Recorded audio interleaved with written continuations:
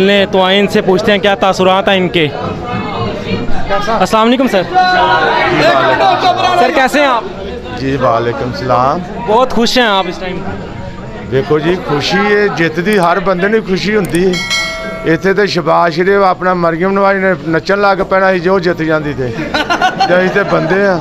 ਤੁਸੀਂ ਕਾਫੀ ਵੱਡੀ ਲੀਡ ਨਾਲ ਜਿੱਤੇ ਹੋ ਮਾਸ਼ਾਅੱਲਾ। अल्लाह दा शुक्र है अलहमदुलिल्लाह। असीं अपने किरदार दे सिर ते जिते हाँ।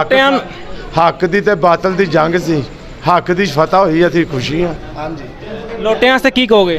लोटियां वास्ते यही कहांगे भी तुसीं वाशरूम रखन दे भी काबल नहीं, लंदन नस जाओ।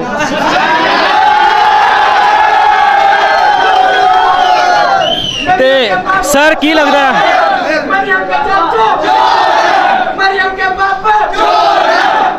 सर की लगता है इमरान खान साहब नसन देंगे? अगली गलती ना कर दे बेहतर ही है। इंशाल्लाह इंशाल्लाह।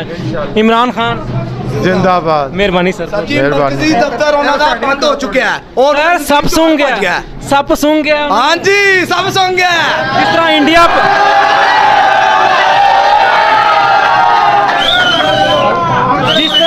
जिस तरह इंडिया पाकिस्तान का मैच होंदा है ते पाकिस्तान मैच जितना ਉਹਦੇ ਬਾਅਦ जो सूरत हाल होंदी है हो गई इस टाइम की कहोगे सर?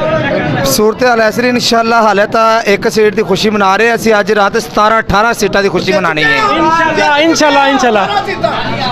ਸਰ ਉਹਨਾਂ ਦੇ ਚੇਲੇ ਜਿਹੜੇ ਸੀ ਨਾ ਚੇਲੇ ਉਹ ਵੀ ਖੁੱਡਾਂ ਹੀ ਵੜ ਗਏ ਨੇ।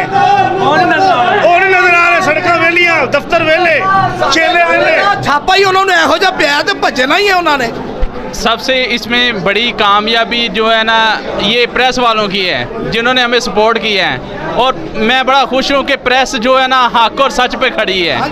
तो अल्लाह पाक इनको इज़्ज़त दे और इसी तरह ही ये सच पे खड़े रहें और हमारी तहरीर जो है ये इमरान खान की, इसको हमेशा सपोर्ट करते हैं। और ये जियो जो है ना ये भी हक या सच की तरफ आए, ये जियो उनकी तरफ ही भागा रहता है।